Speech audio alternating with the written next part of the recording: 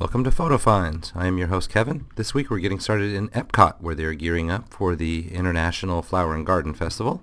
Here you see an area over into the side of Future World. They've got kind of flags marking where things will go, and that's true as well over on this side, where they will eventually have kind of the mural or carpet, if you will, of flowers that usually adorns this area of the lagoon. On the other side of Future World, you can see this image here of the tent that is to be the butterfly exhibit and enclosure. They've begun to build the outer parts of it, but not yet the inside. Now we're here mostly to take in this new exhibit, which is also going to be part of Flower and Garden. There's a playground in the distance, and this first part of it, and the early part of the Rose Garden, is the Bound Brothers Circus, obviously themed to Wizard of Oz. I was amused that the day I visited on the weekend, it was quite windy actually, and some pieces were ripping off of both sides of these banners, which was clearly not intentional, yet it fit kind of in the theme of the tornado from Wizard of Oz. Now in the Bound Brothers Circus, you'll find some tents with activities and a mention of Oz the Great and Powerful. These are what the activities look like. You can toss the beanbag through these holes here and win a button. It's this button here, which is the Wizard of Oz button that they'll give you if you make it, or at least just try to make it into those holes. They've got this kind of crazy funhouse mirrors that you see here. Unfortunately, they're both the kind that make you short and fat, which is a little bit less flattering, I guess. And then lastly, the ring toss here, where if you win that one, then what you get is a packet of seeds with Wizard of Oz, the movie stuff, the new movie, kind of adorning the outside of it.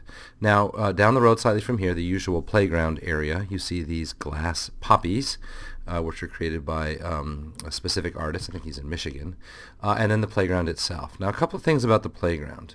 As you see, it's already very crowded, even in this early phase. And the playground equipment is new this year. It's highly themed. You've got Oz written into the fabric or the metal of the playground structure itself, bolted on in other places, as you see down here, kind of see flowers and poppy themes that go along with it. I'm not sure what these igloos are, but maybe they're part of the poppies. Shade structure over onto one side, and then this giant mural of Oz the Great and Powerful across the back. So let's look across from there back toward the front area, a familiar and yet also brand new this year type of equipment for this fake ground, and then more shade covering. I really like that they've added shade coverings. It's wonderful for the adults to get out of the sun, though it wasn't very sunny this particular weekend. And if this design looks familiar to you at all, you can be forgiven for not recognizing it immediately. It turns out it's the balloon from the Wizard of Oz movie. And so they put a little basket over on the side here to imply that the balloon is what's giving us this shade covering. There's really a nice touch of theming that they've done there. There's a reverse angle of it. Now, on the ground, you may have noticed in a couple of the shots there was a yellow brick road. Now, this is all AstroTurf or whatever artificial grass they have, but it turns into a yellow brick road that turns into these road of pansies, which is also yellow. I thought that was a very nice touch, and as we go forward with the yellow pansies, the yellow brick road, you come to these cutouts where you can take pictures as the characters from the new movie, Oz the Great and Powerful, or follow the yellow brick road. This part is a sticker. Down to this giant Oz arch that you pass through. Now, I did find this a little odd that it says Disney the Great and Powerful. There's no apostrophe S, which is the way Disney's been doing it lately. But just the syntax of it actually sounds a little off, as if Disney were the great and powerful one, not Oz. While we're here in Epcot, let's have a look at this, which is the so-called Doofenshmirtler, right? The beaker full of frozen lemonade by Doofenshmirtler. So you get to keep the beaker. We are in the France area, so I thought I would point out the new sign for Monsieur Paul is now at the front of the pavilion.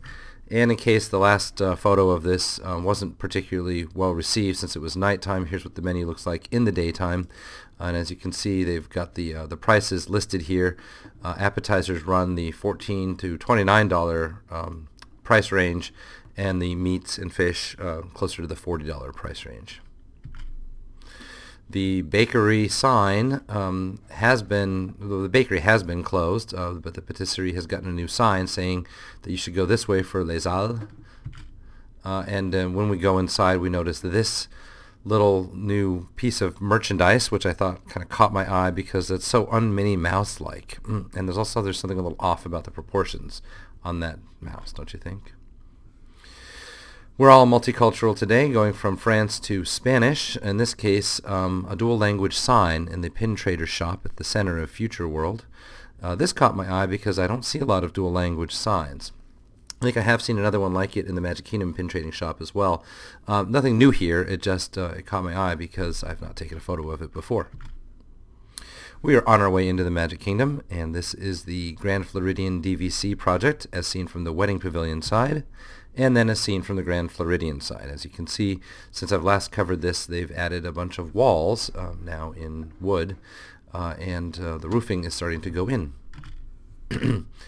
Now this is something you don't really see every day, and what caught my eye because we were stuck here is what's down here. And I'll zoom in a little bit and maybe you can see what it is now. We're looking at a deer on this side of the fence and another deer on that side of the fence.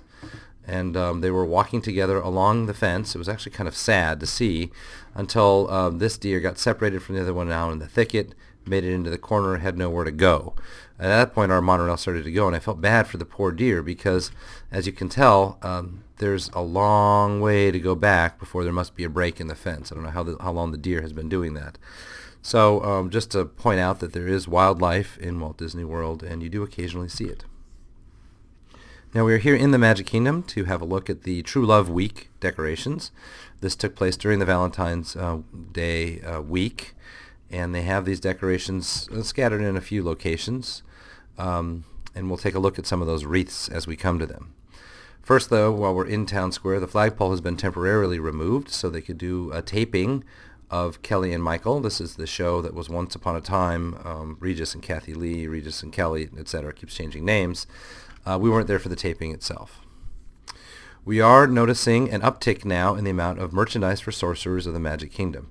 These are the booster packs, which have been extremely elusive for many months, and they are now very well stocked, so it must have been a conscious decision not to make them very heavily stocked at the first, because now they finally turned on the medium and hard difficulty levels of the game.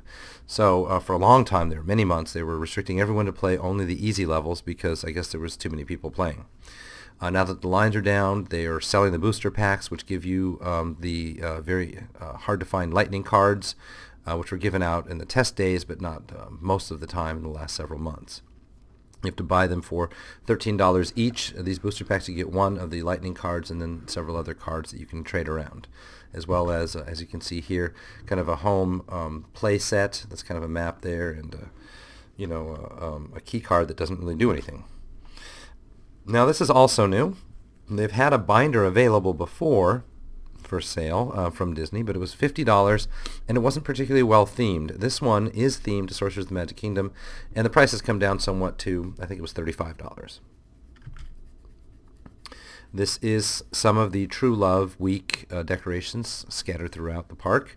Several places let you take photos with a backdrop in the front and the castle in the background. Places where the characters normally show up now have True Love adorned on them, so that we're making that association that these characters are truly in love with each other.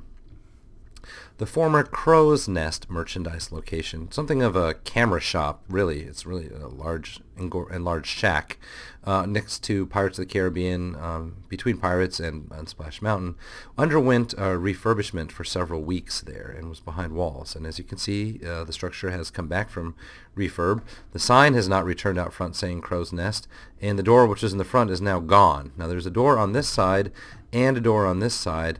It's not clear whether that will be guest accessible in the future or whether this is some sort of backstage facility now. Since we're at the Magic Kingdom, let's have a look at the Seven Dwarfs Mine Coaster, where progress continues. More of the roofing is coming in, so you can see that the mountain is going to take more and more shape here over on the side. And let's peek through one of those construction wall holes where you can see some of the rock work now going into place. I'll zoom in a little bit there. And that's the typical Disney approach to making rock work. And from that same peephole, looking over to the side, more toward that big drop out of the mountain. True Love Week also includes this photo location which this is obviously the Cinderella coach. They bring it out for special events sometimes. It's got True Love Week emblazoned on it on one side there. And it was nice that they made that available with PhotoPass so anyone can have their photo taken with it. Two things of note here. First, it's an extremely crowded weekend. It was President's Day weekend as these photos were taken. The Rapunzel area certainly is coming along. A lot of theming done to the outside of the buildings now. There are lanterns available or visible now from over the wall. And you can see a different view from Columbia Harbor House that the lanterns are this tall, and there's a lot of other posts going in here. Some low walls going in here as well. It looks quite a bit heavily themed. Like these fake wooden posts and so forth, and I'm not sure we're going to be able to get a good view of it with this camera here, but this is a wanted poster for one of the characters from Tangled, one of the side characters who wanted to sing and dance, I think it was. So you can see there's quite a lot to the infrastructure here. It really doesn't look like it's going to be just a set of bathrooms, does it? Over in Liberty Square, this facility under construction, under tarps. This is the Sleepy Hollow Refreshments, which is open, but you have to go in through this crack here and to get into it. Contemporary had this kind of truss structure on the outside of it. I'm not sure what that was for. It looks a little bit like they'd be launching a Saturn V rocket, but somehow I doubt that's what's coming. California Grill closed down a couple of weeks ago for refurbishment for several months, and when that returns, we'll provide you some coverage of what it'll look like upon its return. And Monorail Red has been unwrapped. Until recently, this was the Avenger Rail, with the Avengers sticker wrapped around the outside of Monorail Red. A couple of merchandise things to call your attention to. These are Big Figs, as they are called, the large figurines, including one from Country Bear Jamboree, which kind of caught my eye. And this one is a monorail pen. That's an actual ballpoint pen. You pull off this side here, and it becomes a regular pen. Fantastic item. I really loved it, and I had to have one for myself. I'll use it to sign the important paperwork when we buy a new house at some point in the near future. But the price tag may catch some of you by surprise. It is a full $10 for the monorail pen. That does it for this week. We thank you as always for your attention. A little shout out to the still new yearbook of fan photos that I put out very recently. It's $9.99, available from Amazon, 62 pages, full color. I think you'll like it. That does it for this week, and we thank you as always for your attention. We'll catch you next time.